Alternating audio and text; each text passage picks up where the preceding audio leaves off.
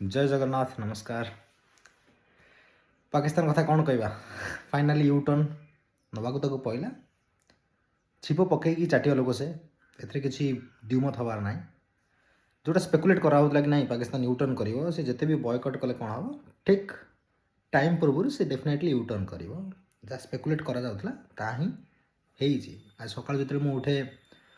गोटे ट्वीट देखे आईसीसी रो कि Pakistan all set to take field against India on 15th of Feb मुझे बास यही न्यूज़टा तुम वेट कर बट केते जल्दी आसबार से न्यूज़टा तापाई केवल वेट थिला जाओ बहुत जल्दी भी आसीगला आउ एक्सपेक्टेड टाइम पूर्व आसीगला एनीवे ये जिन पाकिस्तान माने नहीं कि आम ये जिन किसी नुआ नुह इवेन एशिया कप आम सेमती गोटा किसी हरकत देखीलु जो थे पाकिस्तान कहला ना आम सागर हैंडसेक करना आम बॉयकट करूँ आम मैच खेलुन बट से भी यूटर्न नहीं आईला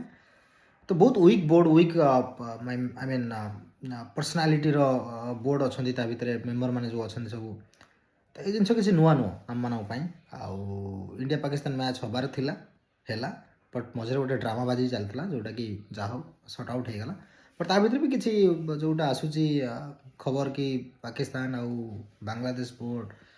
इवेन आईसीसी जड़े किए मेम्बर नहीं लाहौर मीट करते दुईटा तीन था डिमांड मत लगुनि से कौ डिमांडा भी फुलफिल है भाया जोटा कि कहते bilateral series even tri nation series India Pakistan और बांग्लादेश को लेकिन से आईसीसी किसी रोल ना एक्चुअली कौटी बाइलैटरल खेला हम कौटी ट्राई नेशन खेला हम से तुम रेस्पेक्टिव बोर्ड डिसाइड कर तुम गवर्नमेंट उपर कथबार्ता तो से आईसीसी किसी सेमतीटा विशेष रोल ना जो डिमांडा से रखी थे हाँ माइट भी रेवेन्यू मॉडल किसी चेंज आसीपे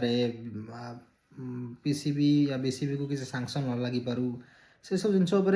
हुए तो आईसीसी कंसीडर करें but bilateral series and tri nation series I don't think कि सेमती भी किसी हबार था सेमती एनीवे 15 फेब्रुआरी को नहीं तो मु बहुत एक्साइटेड जोटा हबार था आपण मैंने केते एक्साइटेड इंडिया पाकिस्तान मैच को लेकिन आपर प्रेडिक्शन कौन लगुच मैच किसी उल्टपाल्टा हो तो कमेंट कर जनातु।